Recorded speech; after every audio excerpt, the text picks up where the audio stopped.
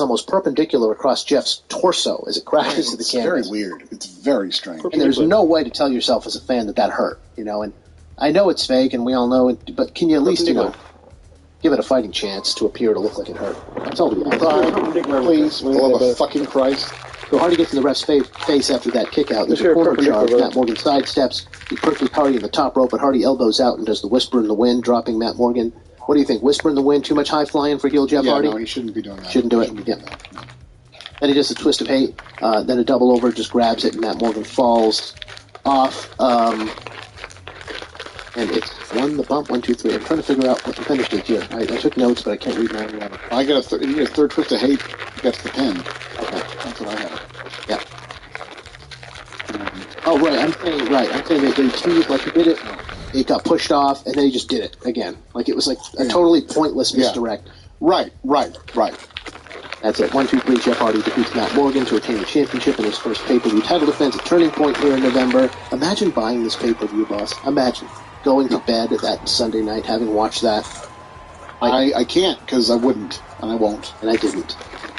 Fortune guys come out with champagne bottles. They don't let Jeff have any, needless to say. I think there's a judge down in North Carolina, a probation officer down in North Carolina that would like to know about that. That he calls a babyface. Yeah.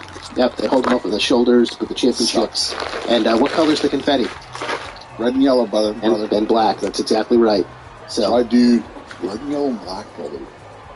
That's going to have to do for a Hulk Hogan appearance on this first this first pay-per-view out of the regime. And this is fucking. I love how confetti pixelates an HD screen. Broadway San Jose's 2023 to 2024 season subscription is now on sale. See 6 hit musicals, including Disney's Frozen, Mean Girls, Hadestown, Ain't Too Proud, The Life and Times of the Temptations, Mamma Mia, and a new production of Peter Pan for as low as $242. Add on all-time favorites Les Miserables, Chicago, and How the Grinch Stole Christmas to complete your ticket. Subscribe today at BroadwaySanJose.com.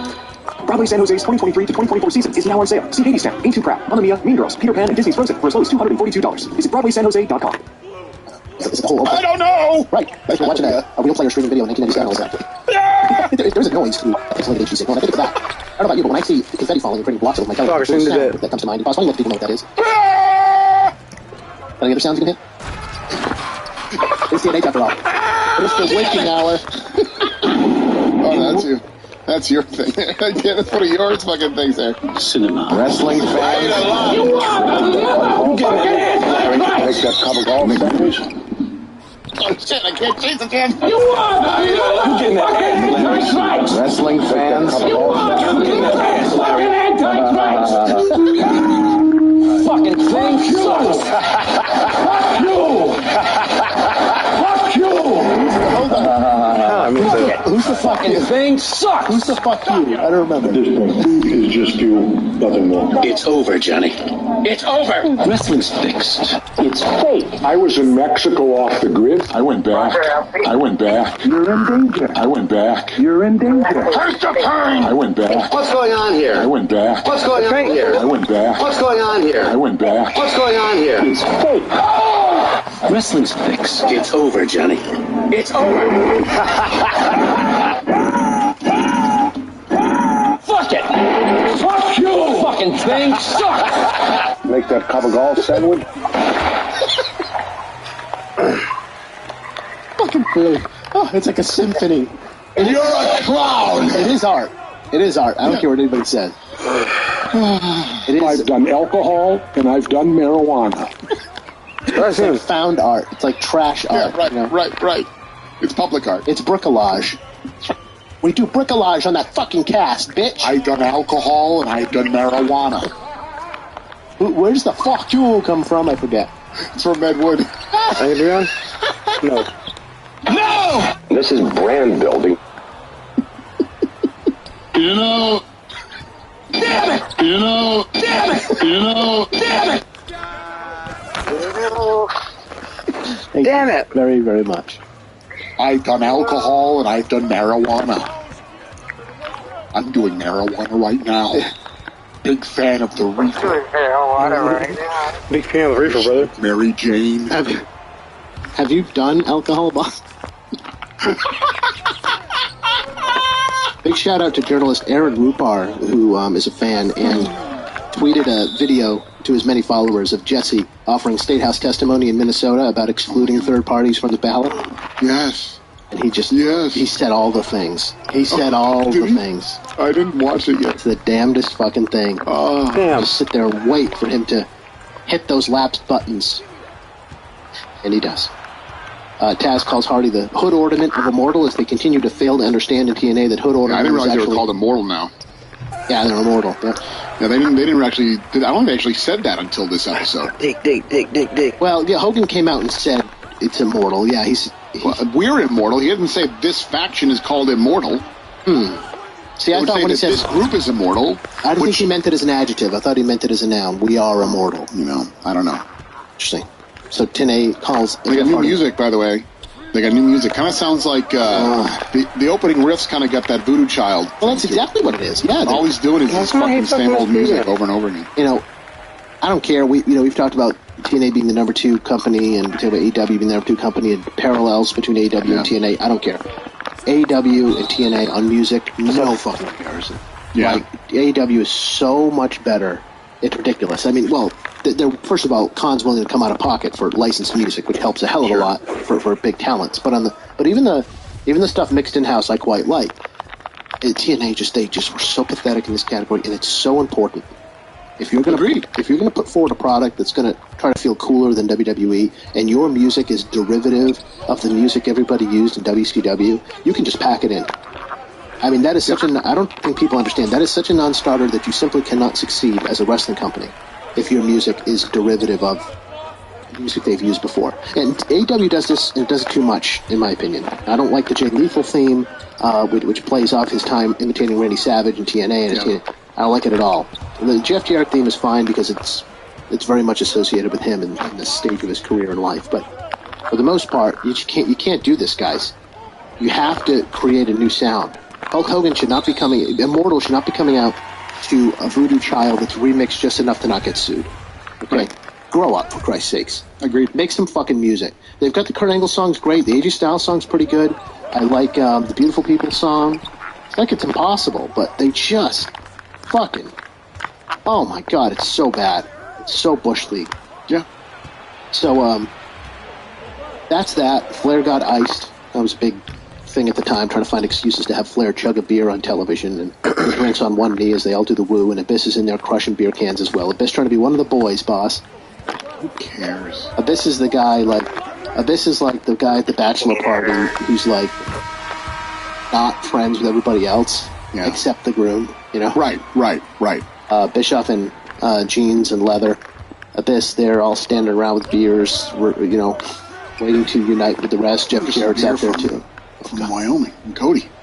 Tonight said it all started back on 10-10-10, and tonight a turning point. Immortal remains in power and in control 10-10 of TNA. That.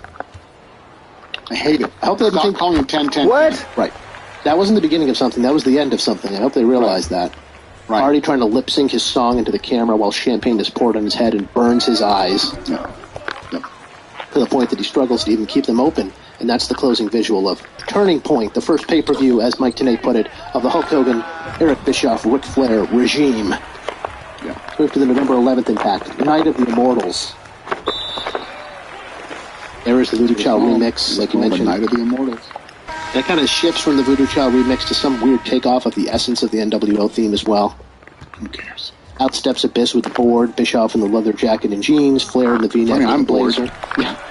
Jeff in a t-shirt and jeans, AJ and company with him as well. Today points out everyone from Fortune to Abyss to Jeff Jarrett, to Hulk Hogan, maintaining power and control and are large and in charge.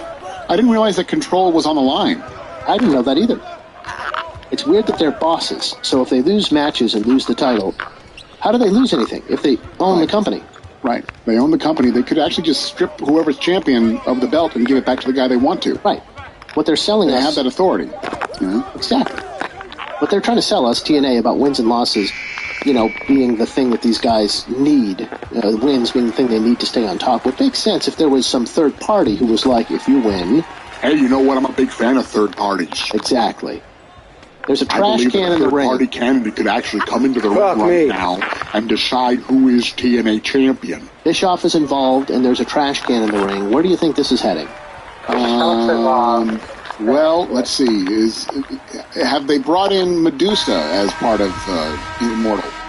Essence of Medusa, let's say. Essence of Medusa. Which was a nitro fragrance that did not fly off the shelves. Bischoff takes the stick, and we love each and every one of you people. Shut up, you fucking piece of shit. Says Turning Point was an incredible night for Immortal. Here, he gives I get part of it. I have a part of it that begins with I know a lot of fans. I don't know if that's where you are. Let's just hit it. All right. A lot of fans that check out TNA also watch this little thing called MMA and UFC and whatever that stuff. Right here is the man who... Sorry, I'm just so annoyed by that already. I'm so annoyed by that. He's such a douchebag. I mean... I'm sorry we have to start that over again. No, I'm not sorry. I'm glad you're doing this because it's going to get to something I wanted to get to, and we'll do it right now. Go ahead. All right. A lot of fans that check out TNA also watch this little thing called MMA and UFC and whatever that stuff.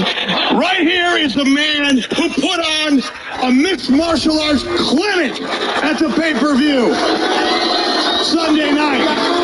This man put on a clinic that the entire Gracie family had to admire.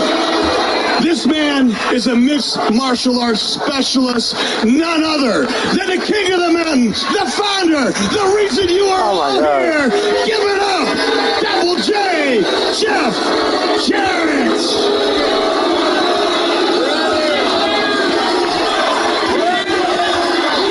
In all this excitement, I forgot to say that thank you because it proves to the world that Immortal and Fortune and this group dominate this sport like none other. We are, what wrestling and TNA are all about.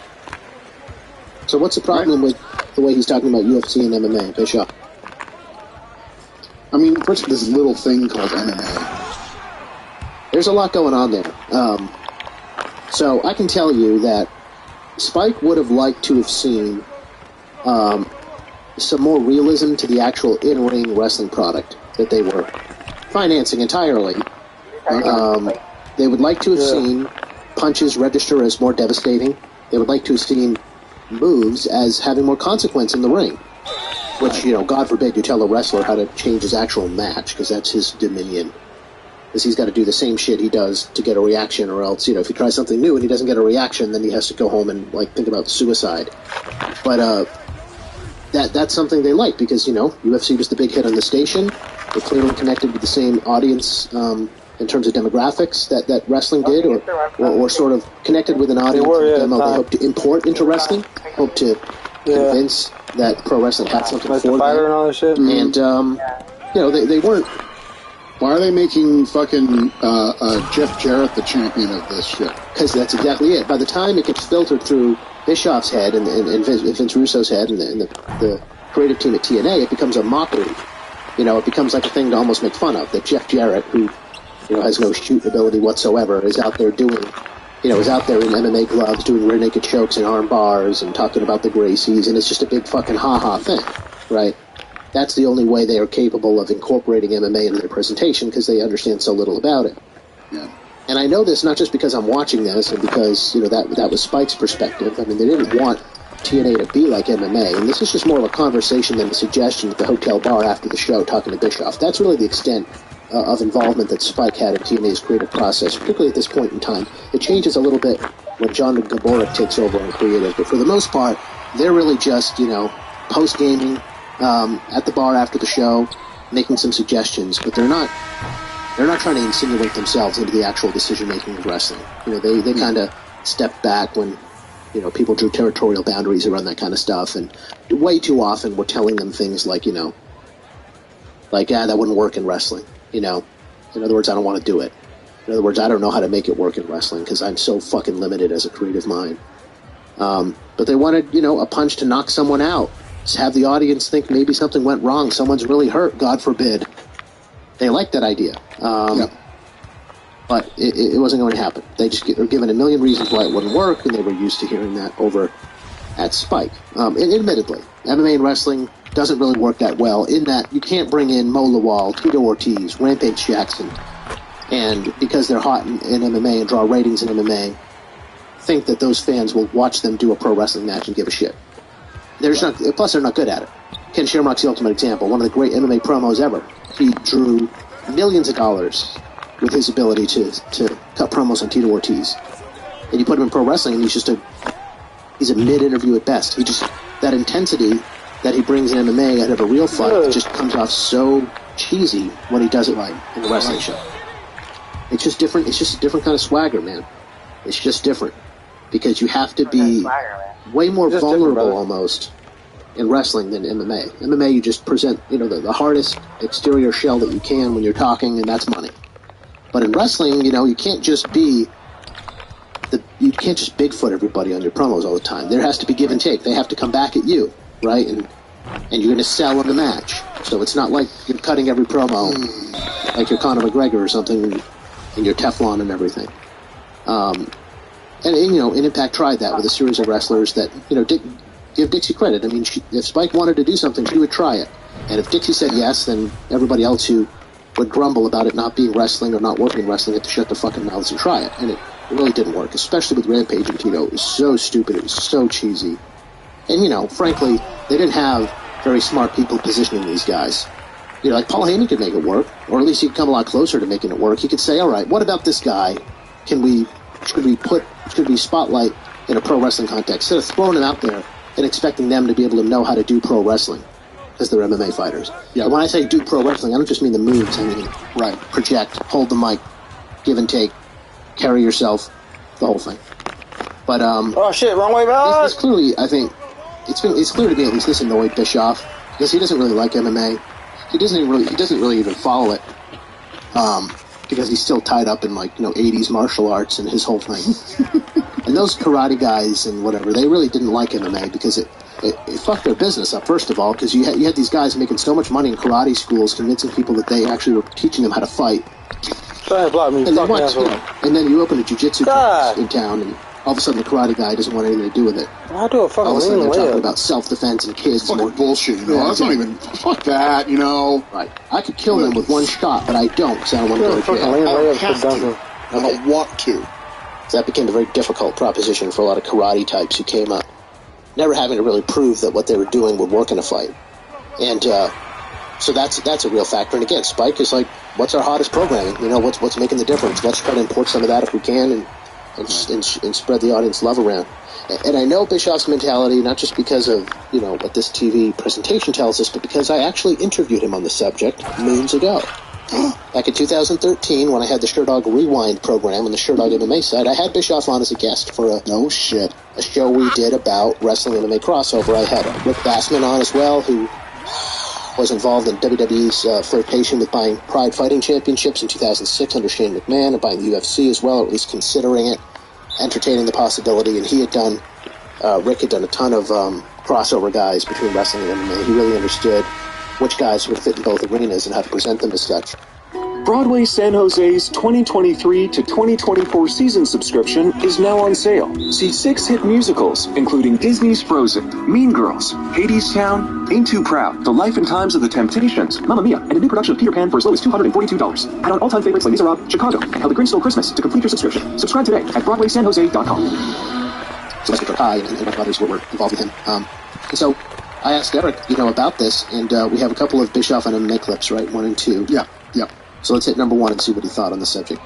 I wonder, Eric, what you think overall of integrating MMA and wrestling together. I know it's obviously something that Spike and Dixie believe in very much, particularly Spike, which even when they were working with the UFC was, I think, always pushing to somehow integrate their wrestling product with the UFC, and I think Dana White was perhaps a little more resistant to it than Bjorn Rebney is. Of course, Viacom bought a majority share in that company. That's not to say Bjorn Rebney wouldn't be, game if they hadn't, but basically what I'm wondering, and I think Spike has kind of been pushing this for years now as far as TNA goes, is trying to make the wrestling product kind of resemble MMA a bit more as far as the action in the ring. I wonder what you think about that. I understand there's been, a little bit of resistance to that because, to some degree, wrestling still has to be wrestling. You don't want the matches to look like real fights necessarily. Well, there's a fine line, and I think another parallel would be reality television. Of course you can. The audience, it's just general television audience now, has gotten so used to seeing reality television that they've learned to expect certain formulas or elements of reality television, and it helps them enhance their suspension of disbelief. Likewise, I think the wrestling/MMA audience, and while I think they're completely different, they are apples and oranges in many ways, but in some ways there's a lot of similarity. The demos, the demographics are very, very similar. The kind of desire to engage in testosterone-fueled behavior are very similar. Yeah. And I think to a certain degree, you can integrate elements of MMA into professional wrestling that allows the professional wrestling viewer to feel like they're watching something that they're kind of familiar with in MMA, and that is got a little bit of a cool factor with it. But you gotta be careful you don't try to do too much, because wrestling is storytelling, and MMA is a competitive sport. Is he in like and the while kitchen there of a are restaurant some or something? small similarities in presentation, and there can be some creative similarities in presentation, you have to be careful that you don't go too far, because then you'll alienate the wrestling audience, and you'll also alienate the MMA audience. You don't want to offend their sensibilities. What do you think of that answer? As a non-MMA head, as somebody that doesn't really follow MMA, but I'll tell you what. He thinks he's defending what you would want to see. No. I have enjoyed more. I mean, when you... I disagree with that. I don't necessarily need to be exactly like an MMA fight. I also think that's hard to do. But, I mean, we saw it not too long ago at SummerSlam 98 when we did that show. And they had a much more, that fucking Lions Den match. Yep. Which I thought to be fascinating and very entertaining. It had just enough of the feel of both that I was okay with it.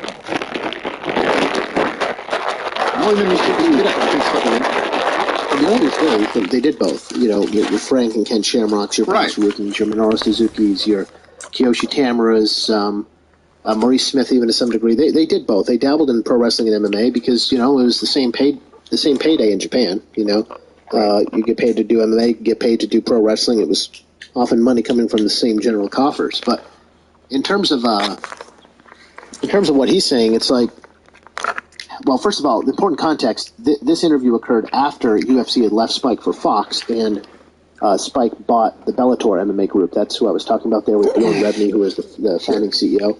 So, at that point, it's not as easy, I think, for Bischoff to poo-poo the idea of MMA, because now the fucking network owns the property. It is like... What's going on? What's going on? What ain't working? Aggressively trying to promote Bellator off Impact and vice versa. So he's got to play it. But I think he was much more resistant to it before it was sort of like a wholly owned property.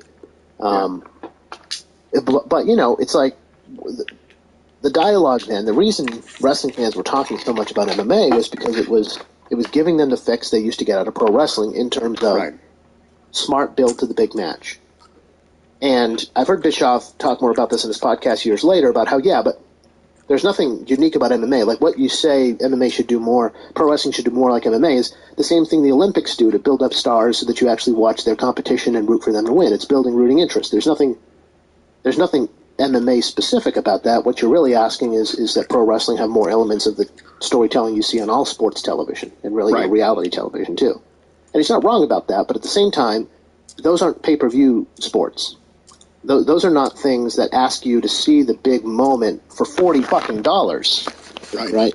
And if that's going to be the case, you have to play in the sandbox of what a consumer who is willing to spend money on a boxing fight or an MMA fight or a wrestling match has demonstrated with buy rates, which at the time were absolutely exploding for the UFC, exploding with Brock in there and stuff. They're telling you this is the presentation that causes the narrow sliver of the population that will come out of pocket $40 to watch something. Right. This is what tells them it's worth it. When you build up a personal grudge, you don't do a million angles, you just do interviews, you keep them substantially separate, you have them dominate in their own spheres before they come together, and you build the big climactic confrontation. What's so money about UFC to the wrestling fan is you see pro wrestling build, and then there's a fucking real fight at the end. It's fucking so exciting when MMA does a pro wrestling style build, when two guys happen to know how to talk people into the seats. And over the years, a lot of guys figured this out.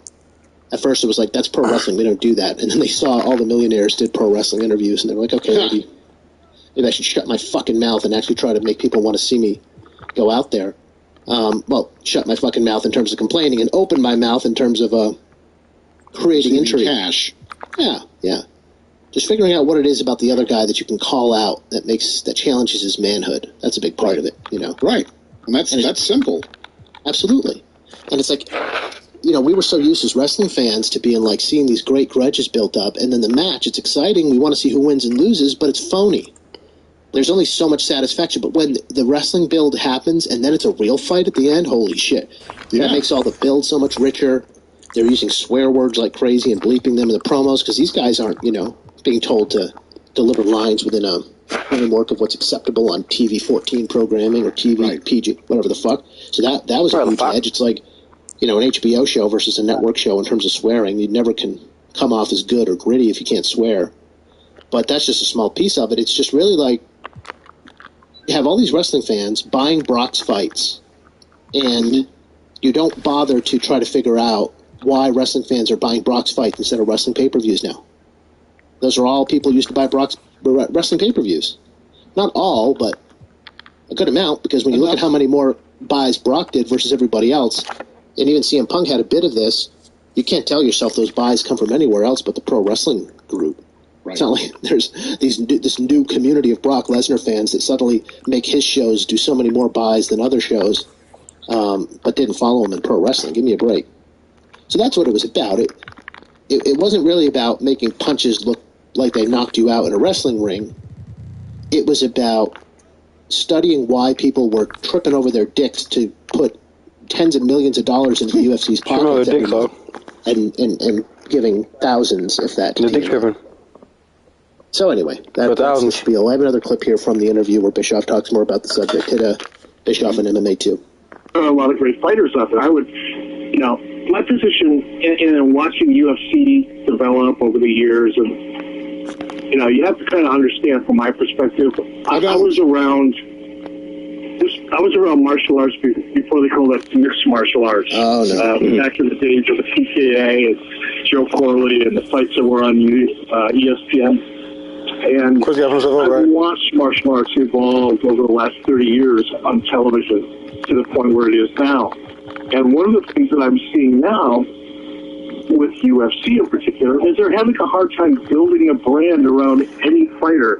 They're building the UFC brand, they're building the Dana White brand, but their fighters aren't around long enough for mainstream media or the peripheral audience to really latch onto. The guy comes around, he wins a title, and he becomes the next big thing for 3 months. And then somebody else comes along and beats him. I mean, surprising, I don't know where it's at. That's because it's real. And that's why it's exciting. Oh, by the way, the exact same thing is happening in TNA everywhere. Guys matter for 3 months on top, and then they fucking disappear. And I don't care if it's for... You know what I mean? Jeff? Hogan? Kurt? AJ? What? Who? Abyss? I mean, It's a brother. The exact same thing happens in TNA, even worse than happens in UFC. This idea that TNA was doing this structure where you had one guy that they put all their resources in, and he was the cash cow, the John Cena, drawing the houses and drawing the ratings, and you can protect him and not have him lose. It's like, you're not doing that anyway. You're 100 times more schizophrenic than UFC was in 2013, wherever the interview was. So, I mean, I get the point. I remember JR making a similar point when UFC first started taking off. You can't protect your stars, you can't build a star. Yeah, well, guess what? You guys can't either. But you don't need to, though. Exactly. I mean, it's the same thing as boxing. Boxing's been fucking popular forever. You can't protect them either. The fuck are you talking about, man? Such a... the millions they're sitting on, these non-stars. You know what I mean? Right. It's just so stupid. Because the thing is, when you give wrestling people ability to control the finishes, they fuck it up 9 times out of 10 in protecting the bankability of the person they're booking anyway. Because they don't mind the store when it comes to protecting people. They don't. They let all this sort of, I don't know, just this effervescent bullshit get in the way. And they talk themselves into and out of things in 2 weeks. Right. And MMA doesn't give you a choice. This guy's beating ass, people care, and until someone knocks him off his throne, that's all you got to worry about. That's all the thing you have to worry about, the only story you have to worry about telling. These guys, they think they're such fucking Shakespearean dramatists that they talk themselves out of something that has the germ of potential before it even has a chance to start boiling on the stove. Brother, fuck that shit. Give me a break. Night of the Immortals. All right, so there's the knock on UFC and all that stuff, and Jeff Jarrett's doing a gimmick where he's tapping people out off the street. So stupid. And then Joe's going to come. Of all people, you know, of all people, you're going to try to convince me that fucking Jeff Jarrett is your fucking shoot fighter? Well, let me say, it's all farce. We're not supposed to believe Jeff can really fight because he's picking on lesser thans. They even do a hilarious skit where he goes to a kid's karate gym and is tapping children. Okay? Oh, that's funny. All right, I'll take that. That's funny. It's built as a way to get over Joe as the shooter, because Joe is the one wrestling and feuding with Jeff Jarrett here. And so the idea is once they collide, Joe's really going to show him how to shoot. And then, of course, Jarrett beats him. Because Russo hates Joe. So that's yes, I always fucking have personal problems with one of the best wrestlers in your family. I didn't have a personal problem, bro. I like the guy. I respect the guy, bro. I'd be the first to go up and tell him, but I didn't see a main eventer in him, bro. I just didn't. Yeah. Even though he was a main eventer when TNA was doing healthier pay-per-view business than you ever did before you got there. Right. But that's fine. You know, pay-per-view doesn't mean anything, apparently. No, it's all about ratings. Which, aren't very good either. Absolutely not. So they talk about the incredible night they had the night before, and Bischoff makes the MMA crack. Flair says, in all this excitement, I forgot to say, thank you, because it proves the world immortal and Fortune is a group that dominates the sport like none on earth. We are what wrestling and TNA are all about. AJ Like-a-Tool says, this is how we throw it up, as he does the Fortune hand signal, which is still a thing, unfortunately, pardon the pun. In the end, it's all about family, and it's all about fortune. AJ with this fucking TNA Global Championship on his arm. It's so annoying here. God, just get out of here and go to WWE or go to New Japan and whatever you fucking do in between. Just leave. Leave now. You're just stuck. A turning point. Get your mom hair. Oh, yeah. The mom hair's coming. Trust me. The mom hair starts in TNA. Oh, it does? Really? I didn't know that. It does. Yep. A turning point. The most homicidal, suicidal, genocidal man is now doing this, and he points at the sky like Sabu used to. In the unemployment line, they had released Sabu. We talked about that at the Hardcore Justice show. Yeah. And so it was weird, is they got rid of the EV guys. Instead of just having them disappear and job, they would make a show out of their last match. They would give him like a send-off. They did it for Raven, too. But they actually fired him. And he says, AJ does, Evie, I'm going to send another one of you guys home tonight. Stevie Richards, I'm going to break that neck of yours. And they do an angle where the Styles Clash breaks Stevie's neck. They sell it so well that they cut right away. But people in the building were actually concerned he got hurt. This was the biggest moment. You keep fucking just weeding these motherfuckers out as fast as possible. It's great. Yeah, because there was no there to begin with, and I don't know why they had to go. I don't know why they had to go beyond Hardcore Justice. Why they had to win the lockdown match at Bound for Glory, where Tommy Dreamer pins AJ Styles. What the fuck is going on? What do you see as like the legs here? Nothing. You know, I'm not seeing it at all. I don't understand at all. And you can tell they're throwing the towel when they have Bischoff and Hogan saying, like, what Dixie said ECW was to the 90s, Oh, you the 80s, that was the ultimate bunch of bullshit. They're not even trying to keep up that appearance anymore. Yeah. Bischoff says the biggest moment in Immortal history is the very first title defense of none other than the Immortal World Champion. Ladies and gentlemen, I give it up for Jeff Hardy. Oh, boy. My bad, anyway. Oh, boy. Here he comes with the belt. Go ahead. With the belt next to his face in a purple shirt and tie, but it's untucked, okay? Right. He's His almost jeans, and a top What coat. the fuck was that? Not sure what look he's going for here, but he gets to the ring and has a lot to say about the state of the title. The fans are chanting overrated, and My bad, though. he answers that and goes on to talk about drinking from Hulk Hogan's cup. Overrated my ass. As I look down at all of you, it's clear and safe to say that I am the disciple. I am the chosen one. And I sip from the fountain of youth, the holy cup of Hulkamania. Therefore I am and forever will be immortal. Okay. Wasn't Ed Leslie the original disciple? I mean, he really is recycling that idea. I don't know if you realize that. I know, he is.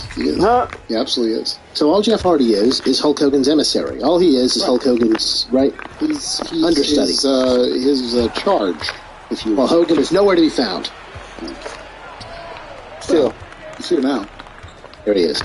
Bischoff says, but the night is about to get a little more exciting. We've got a very special guest for you. Yeah, by this point, it's November, and now Hulk Hogan, Mr. TNA, all the way to the moon, qualifies as a special guest on Impact. Oh, my God. Stand up, bow down, give it up for the one and only, the true immortal Hulk Hogan. And they pop. It's not like he turned heel, man. Did they pop for him in, let's say, August 1996? No. Did they want to kill him? No. Yes. Did they cheer him like he's fucking Mickey Mouse showing up at Disney World here? Yes. Here he comes. But he's got a beard, though, so you know he's a heel. Yeah, the black beard, looking like a fucking Disney Cruise pirate. with no crutches. Surprisingly. They point out we haven't seen him in quite some time, and yes, you have it right, Hulk Hogan makes the last entrance after the world champion. He comes out after Jeff Hardy. Of course he does. He's the managing partner of TNA, or now I guess co-owner of TNA. Well, this is TNH. Take it away. I couldn't, let me tell you this, I couldn't even do this one because this was too fucking money. But he cuts a promo. I have it for us. That ends with the introduction of something that even I was not expecting. Do you know what it feels like to be surrounded by nothing but family? Do you know what it feels like? Well, you know, when I came to TNA, when I made the deal to run this company, the one thing that I requested, the one thing that I had to have was this right here. I had to have Ric Flair. Because without Ric Flair, you just don't have a wrestling company. And while I've been out the last few weeks taking phone calls, chasing leads down, my phone has been ringing off the hook once Immortal was formed. I've been taking care of the next big thing for Immortal. And on the backside, Ric Flair, you've done a great job keeping it all together right here, getting everybody on their toes, making everybody... Don't worry about trying to crash on the inside. Don't worry about crashing on the inside, but I'll get the inside. The bar that you raised, brother, everybody in this company either steps up or they get out. And now that we've got Immortal working like clockwork, I've got a little surprise for our main man, the champ. What is a surprise?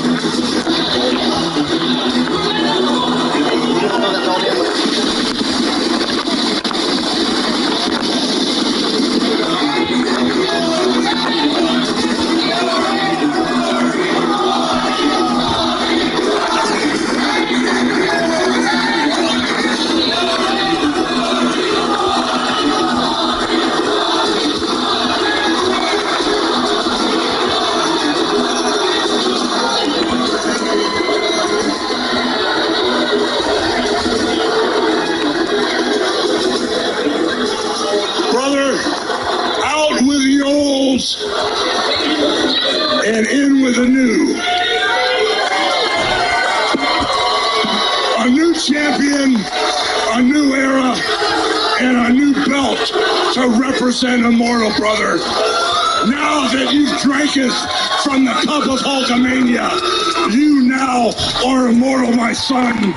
And the belt represents life after life after life to the greatest heavyweight champion of all times. Jeff Hardy, you are Immortal, my brother. Greatest one of all time, no?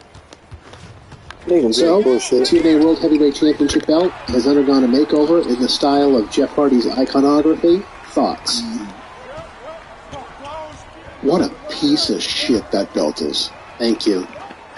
If you're gonna, I know you're completely anti custom belts, which is anti. I understand. I can appreciate. I don't mind them if they serve a real purpose.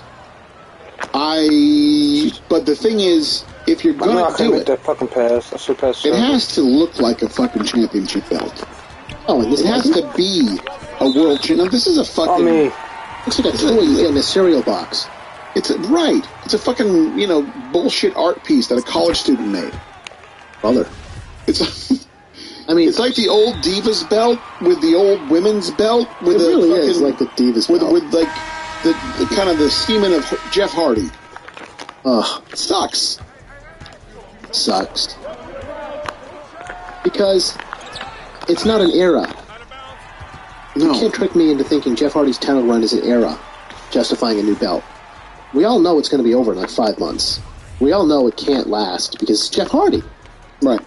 And I don't know. It's going to be heavily comical to see somebody else carrying that belt. You know what I mean? It's going to be. I know. It just makes it a set piece in the Jeff Hardy presentation instead of a representation of the top prize of the company. Right. It now just becomes part of Jeff Hardy's outfit.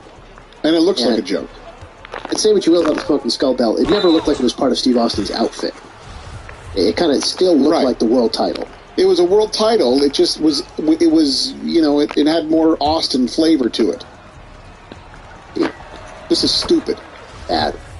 And you wonder what the trash can's doing there? Well, after we hear new brother, Hulk Hogan saying he's taking phone calls and chasing leads down like he's using Salesforce or something. Well, we get a look. The lights go out. The belt comes down.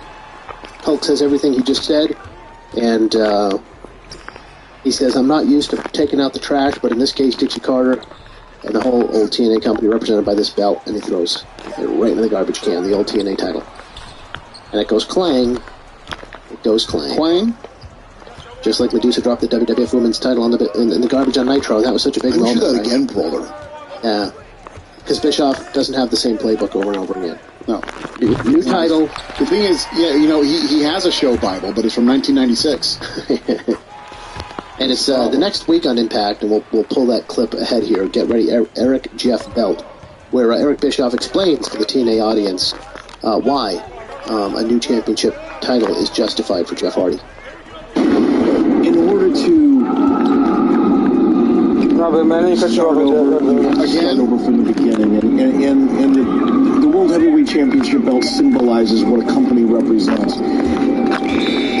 One of the things that Hulk Hogan said is, we're going to take this thing over, we're going to do it our way, we're going to do it the right way, and Hulk Hogan wanted to have a new heavyweight championship belt that represented what Immortal is to TNA, not what the old hillbilly version of TNA represented.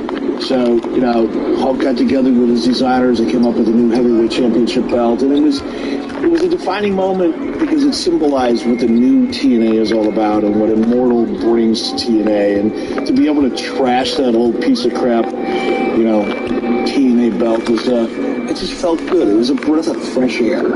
I knew without a shadow of a doubt it was going to be something special. Coming from the Immortal One himself, the founder of the Immortals, I knew it was going to be something breakthrough and that would last forever through time, and this is what it is. This represents a great world champion. This is the new era of TNA wrestling, and I am the new TNA champion. Cerebral in his approach to his newfound bad attitude, has he picked too big of a fight with Matt Morgan? At Turning Point, I basically accomplished the impossible. The odds were stacked against me, and I defied them once again by breaking the giant down, taking out his legs, and annihilating him. And he'll be lucky if he gets another shot. He's going to live forever or something like that. Yeah, I will say one thing. When I think back on the Jeff Hardy heel turn in TNA, I do just think of this belt. I can't think of anything else. No, that's not a good feeling. No. It shouldn't be. If all you can remember is this fucking belt, then... Eesh. When you start over, he said it. He let the words escape his mouth. Stop starting over. Isn't that's the shirt? That's the teenage shirt. Stop starting over. Yeah, right.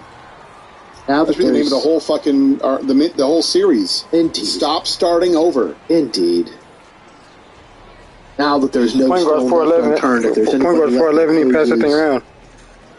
Or what did he say? Deposes? Did he say deposes? Deposing people? Depositions. If there's anybody left who's going to challenge any one of us, our champion in this ring, the only thing I have left to say is the only thing you can do is drop down to your knees and pray, brother. And here comes Pope D'Angelo De Niro. Good shit. Good shit. Is the life sucked out of this guy or what? I mean, seriously. He's in the crowd. People not even looking at him, and they're standing next to him in the crowd.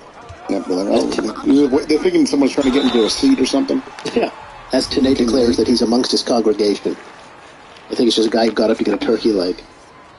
His own brother at Turning Point had been corrupted by Eric Bischoff. They did a segment where they brought in some of Pope's cousins and his brother and had him turn on Pope.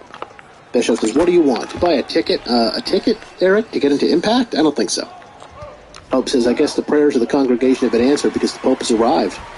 After what you pulled this past Sunday, the way you paid off my family, my cousins, and my very own brother, he's mad at Eric and not his brother for that." I know. What kind of bitch is this guy? Well, I'm telling you. Brother's taking the payday. He understands that. Absolutely.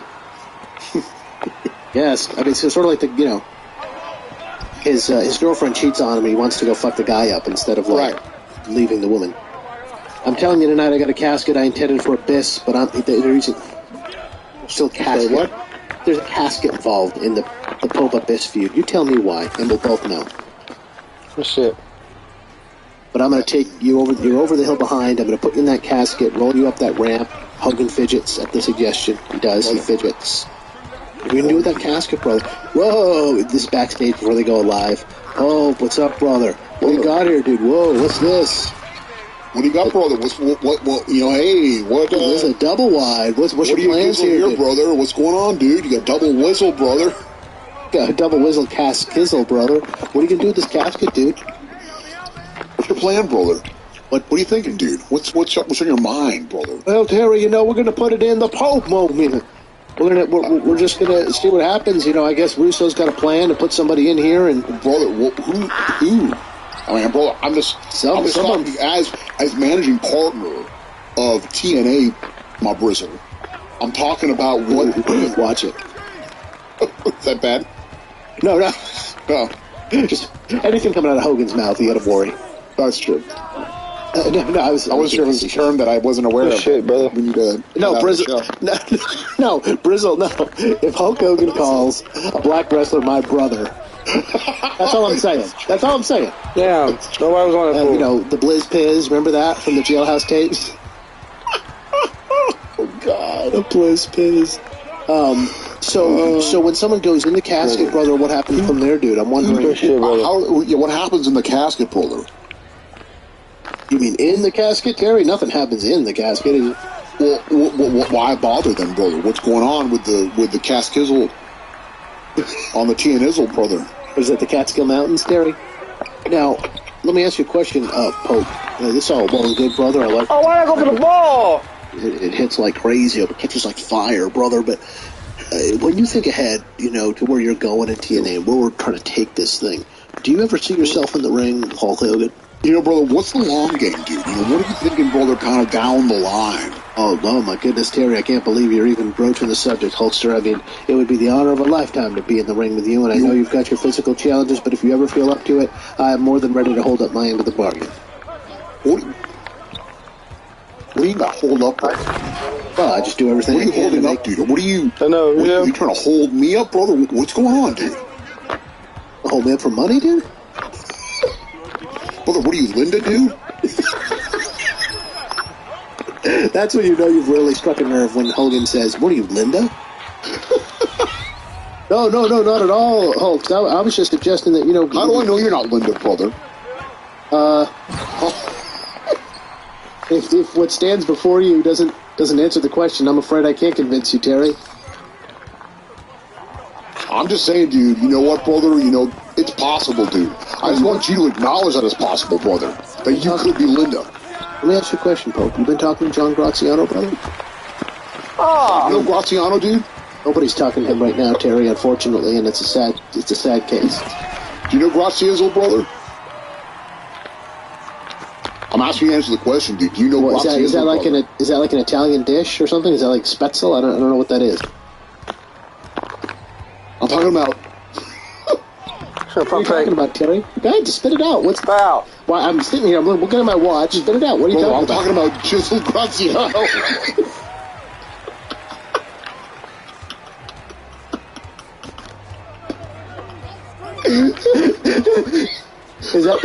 Is that the primi or the secondi? Brother.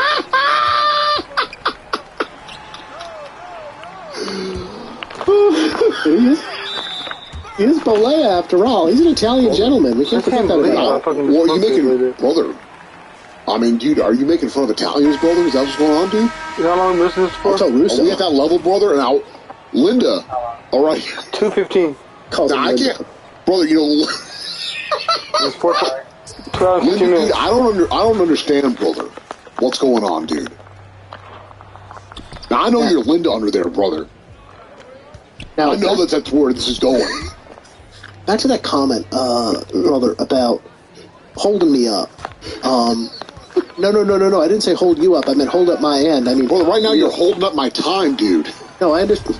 It sounds like you're holding up mine. I was just minding my business, and you came and confronted me about the brother, casket. Wait a minute, dude. Why are you trying to turn this on me, dude? You're putting words in my mouth now, brother. Well, I'm just now, saying. Here I am. I'm simply trying to figure out exactly what you're trying to do, and you're wasting my tizzle, brother. I mean, I'm only going to come to one show a month now, so you better make your interactions with me count. You know, my appearances are going to be very, very far and few between, brother, or few and far betwizzle. All right, brother? So we got to figure exactly out, dude, why you're wasting my time. I wouldn't worry, Hulk. I'm sure if there's some message I need to get to you, even if you're not at the impact zone, I can find you. I can find you and confront you. Brother, whoa. How are you going to find me, dude? What do you mean you can find me, brother? Well, you live in Willowdale, right? Bel Air?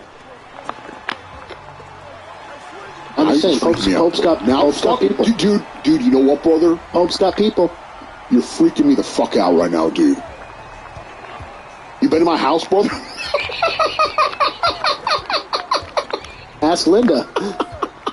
Now, Terry. You fucking Linda, brother? Are you saying I'm fucking myself? You said I was Linda. Brother, I don't know who you are. I don't know who you are. And Hulk puts his hand to his side like a cop would to get his hand on a gun, but there's no gun there. Now, this is fucking weight belt there. Now, brother, back to that remark, dude. You hold me up. No, Terry, look, I'm not. It sounds like you don't want to talk to me. I'm just going to walk away from this conversation. I'm sitting here giving you my time, dude. No, you I'm here to talk turkey, brother. You said and you're just fucking walking around in circles and making idle threats. You said I was wasting your time, and that's the last thing I'm going to do. I'm going to walk away from this conversation now. We're going to call it off. Why are you walking away, brother? You turning your back on Hulk Hogan? No, I'm walking backwards with my face to you. I'm not turning my brother, back. But if I turn around, dude, you'll have access to my back, brother. What are you doing, dude? Are you trying to roll me up, brother? Are you trying to roll up the managing partner of TNA, brother? You know I got a spinal stimulator in my back right now? You know how much gear I got in my back, dude? Spinal stimulus, dude. From Biden?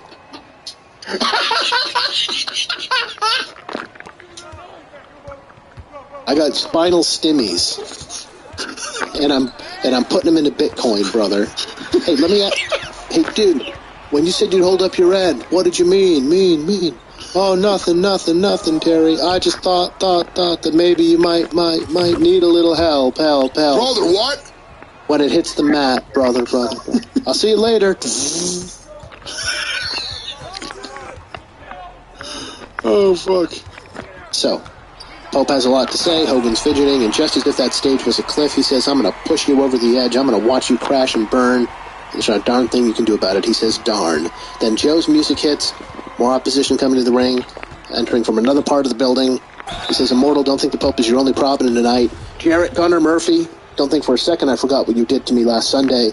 And Jeff, I think it's adorable you're talking about here calling yourself an MMA specialist, big shoot fighter, Jarrett. Well, I'll tell you what, Jeff.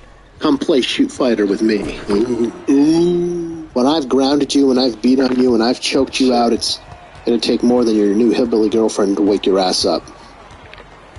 Okay. So, another reference to Karen Jarrett. Rob Van Dam. He comes out near the announce table and... Just fucking Christ. Here we have another fucking 20-minute opener for no fucking reason. Just to establish things going on. Right, establish story, exactly. Ugh. Arc. Eric, I'm sure by now you've realized all the fun you've been having at my expense. It stops now. After I found out a turning point EV2 is the tight family I always thought it was, I only know one person, one friend shallow enough to stoop so low to completely sell out because he wanted something that was mine. Look at you, Jeff Hardy, standing up there with that title that I never lost. All right, there it is. All right, at least they acknowledge that. It's the germ of something. I don't know why Van Damme occupies himself with any other thought besides getting I'm sure it's not going to go anywhere, but, it's a nice idea. And you never own it, Jeff. I take great comfort in knowing every day, Jeff, you have to live with knowing that someday you're going to have to face me remind in the himself of ring. who he's talking to. That's why he fucking says Jeff every time. Exactly. He's looking at his hand. He wrote the name down. I'm making that happen tonight. He says, I'm going to have this building. I'm going to leave this building TNA heavyweight champion. And then Matt Morgan's music hits. How about somebody else? How about another voice in the chorus? Oh, you gotta... I don't know what you gotta do, actually. But... No disrespect, Rob. You should get a title shot, but not until I get mine first. Why? You lost. He doesn't even call it a rematch. He says his title shot. I guess he did get concussed. Jeff, you are no champion. You're not. I exposed you in the middle of that ring at Turning Point. I must... Oh, I missed that moment. He exposed him. And then he says, I'll just let him say it. And if given the opportunity again, I'll expose that ass all over again, son. Guaranteed. Wow, he's so cool. What the fuck? Shut the fuck up. I'll expose that ass. All what over is he, the the last man? What's up, boss? I mean, I don't understand this. He didn't expose anything. He beat you.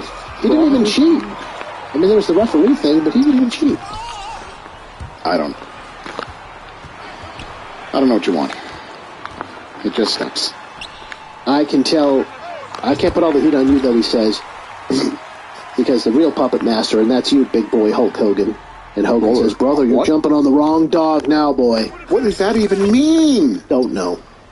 Means if Brother, you're jumping on the wrong dog now, boy. So afraid. What are you going to do?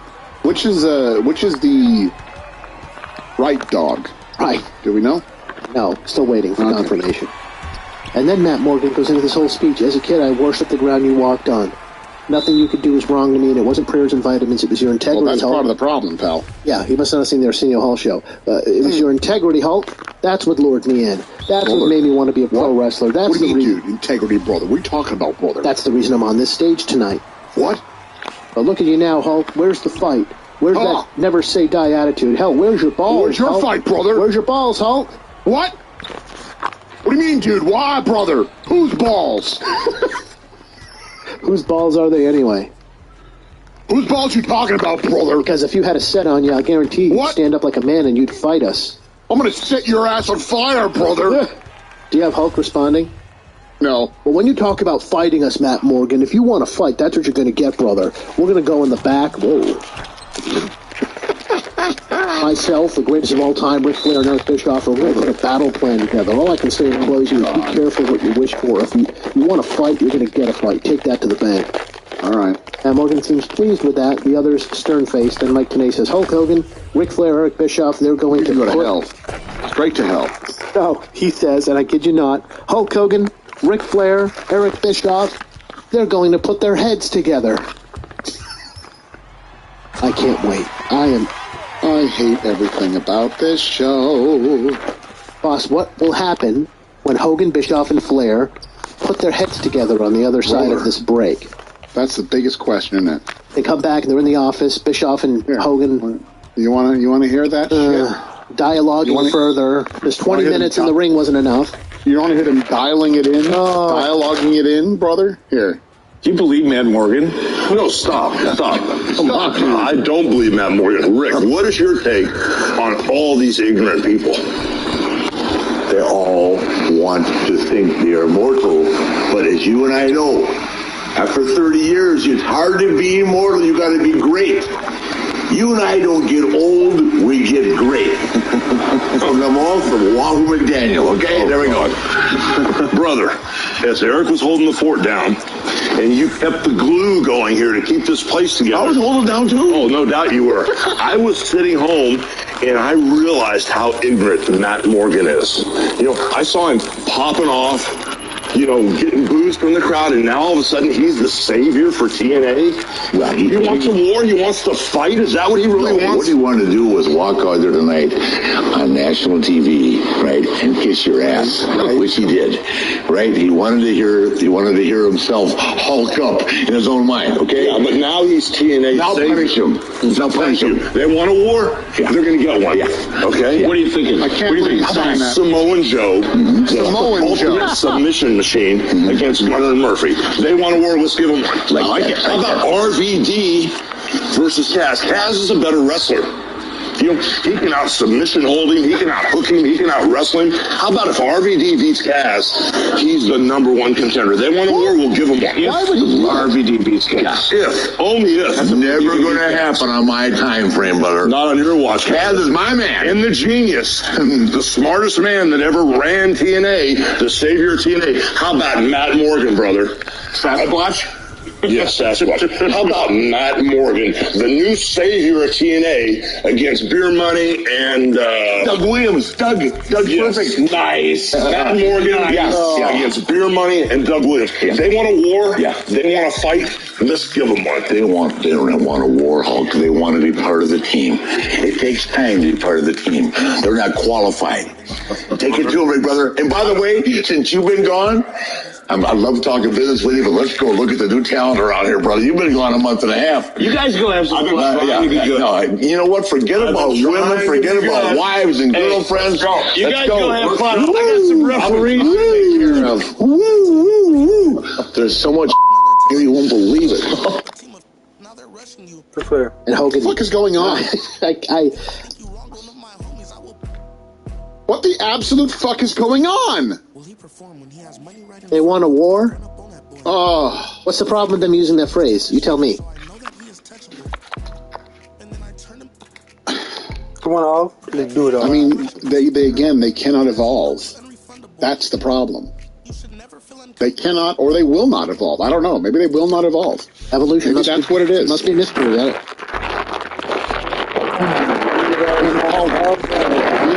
Let me ask you, how is it giving Van Dam a chance to become the #1 contender, declaring war on him? I mean, also, why are you giving him opportunities? Exactly.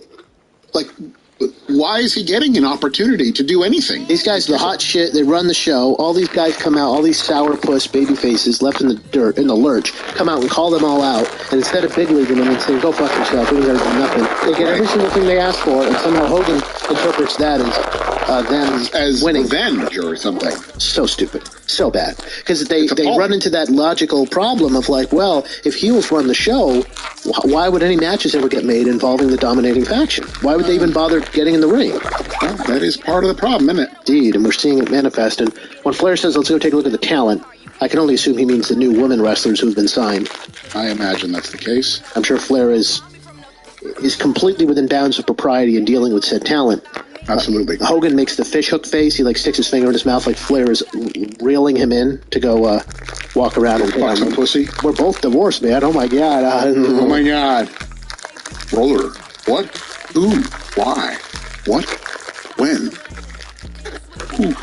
When Flair says there's so much dude here, you won't believe it. Does he say pussy? Is that maybe what he says? I believe that's what he says, or tang. So you heard Bischoff at the end there saying, I got to stay behind and take care of some refs. And so he's yelling at senior official Earl Hebner now, saying, why would you appoint a punk kid to referee the main event at Turning Point? And the way that all went down, it left people thinking that Eric Bischoff, Hulk Hogan, Ric Flair had something to do with that strange moment where Matt Morgan wasn't given the 3 count. Who the hell are you to be interrupting me? It's not Earl's fault, it's my fault. I realize now it's my fault. that Matt Morgan isn't the champion. You can be mad at Earl. I have no idea. Yeah, he gets mad at Earl, though, over this and says, I have no idea why you have you here. No, that's true. What? Beyond that. Why would Eric Bischoff be mad that the referee kept the belt on Jeff Hardy? Well, you gotta understand, he's also he's a guy at who runs a company, so he needs to have an honorable referees. Is that what it is? Okay. Of course. All right, I accept that. Later, Angle saves Joe from Jeff Jarrett's ankle lock just to keep things on the up and up. Cut to Hogan, Ric Flair, and Abyss, and Bischoff at the desk again later. Do you have this? No. It's game on now. That was not supposed to happen. Flair says, I told you, I never let you down. What the hell? I'm taking it personally. I gave you my word about our word is our bond. Gunner and Murphy are done, I promise you. So Gunner and Murphy had failed to keep a lid on something that Hulk Hogan wanted them to.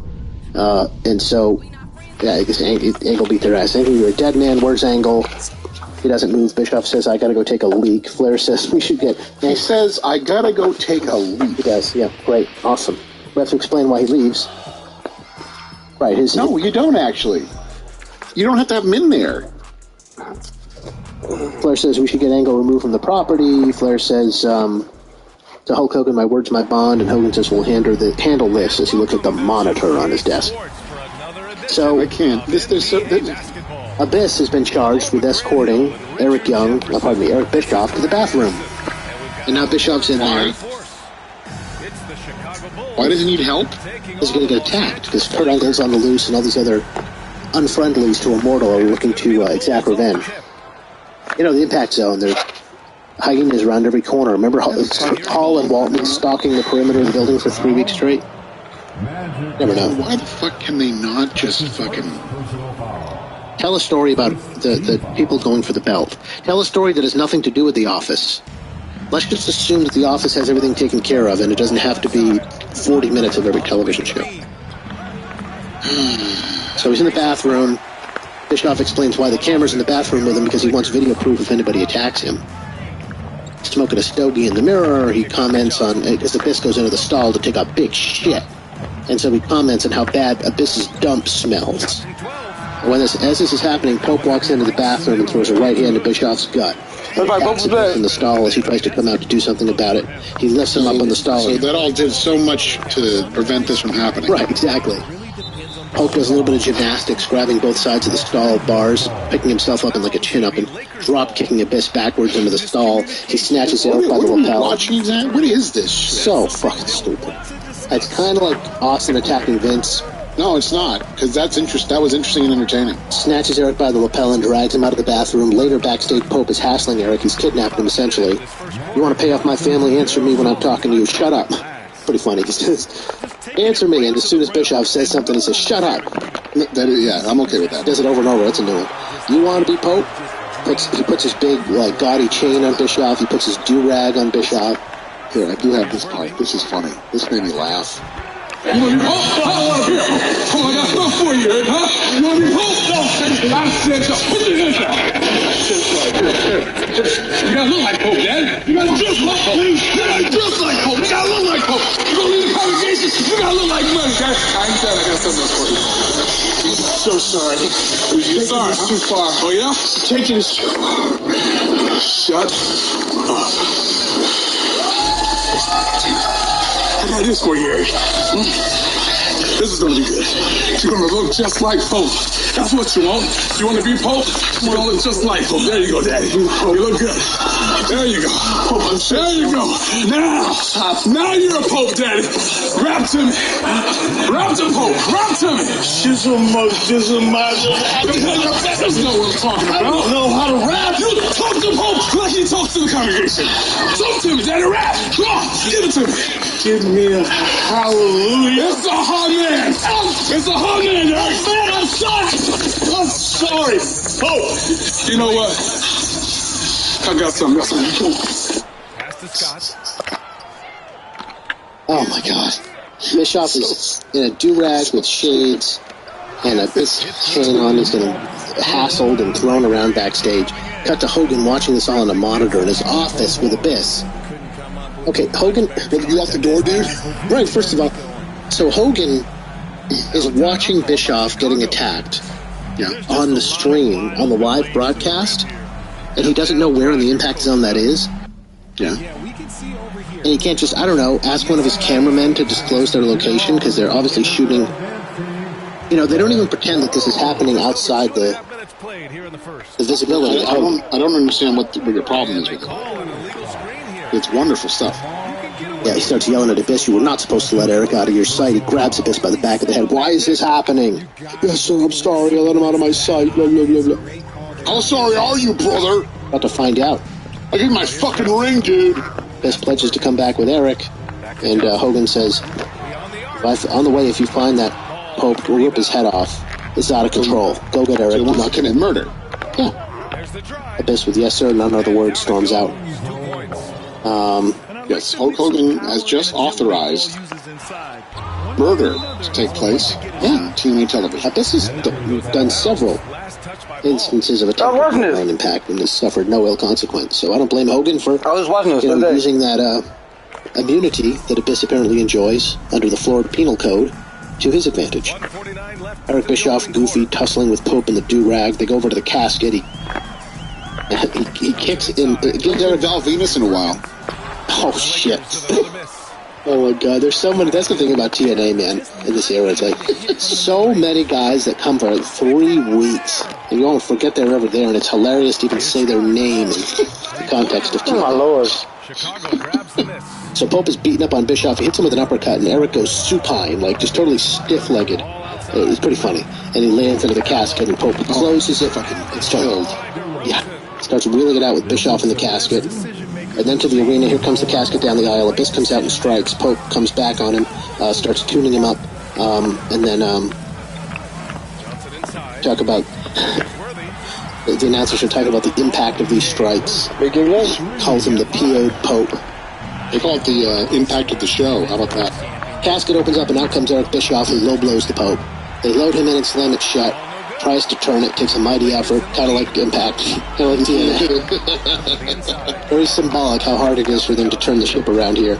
And then they ram the casket into the side of the stage, and I guess that kills Pope inside the casket. I mean, I guess, and it would have hurt him a lot worse just by punching him in the face than putting him in a fully protected enclosure and running him into a wall. But very odd.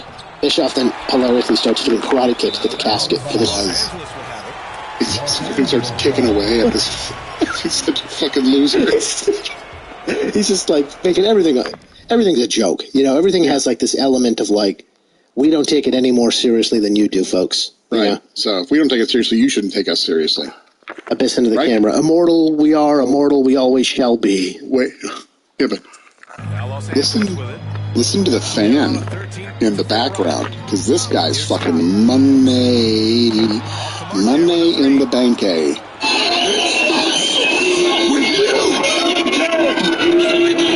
Immortal. We are immortal.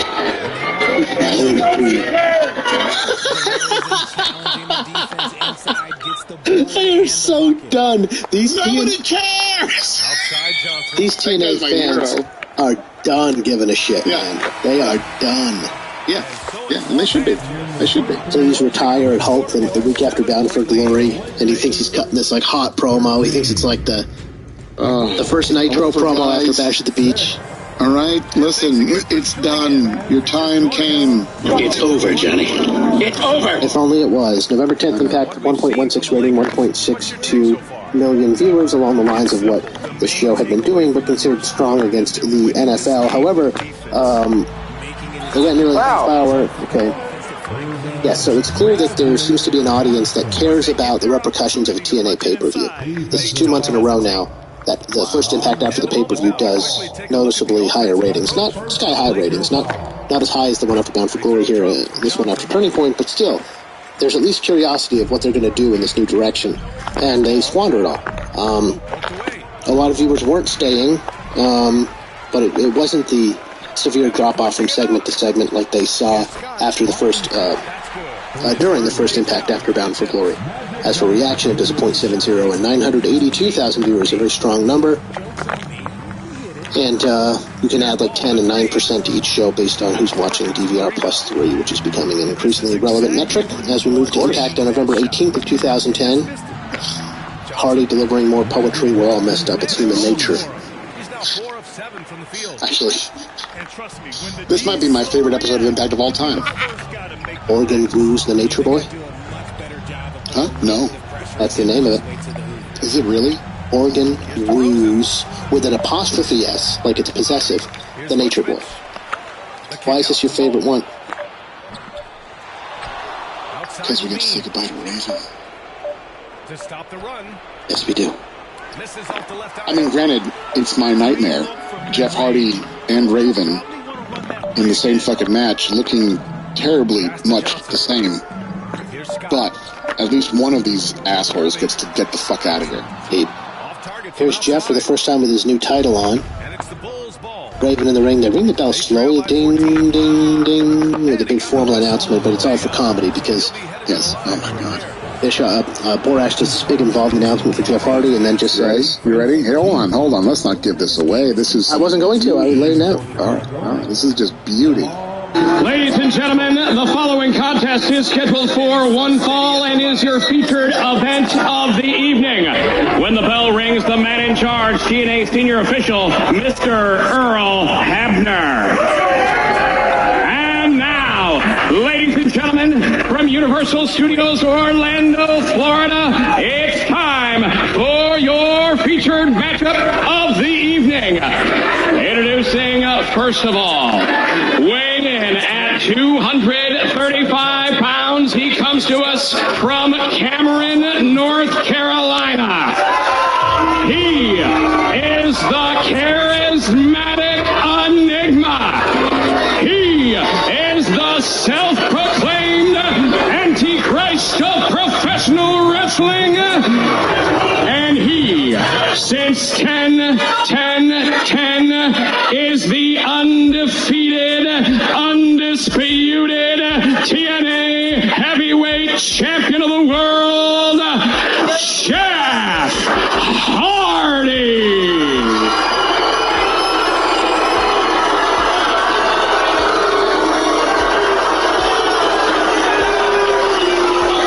And now, introducing his opponent, Raven. You like that? Oh, God.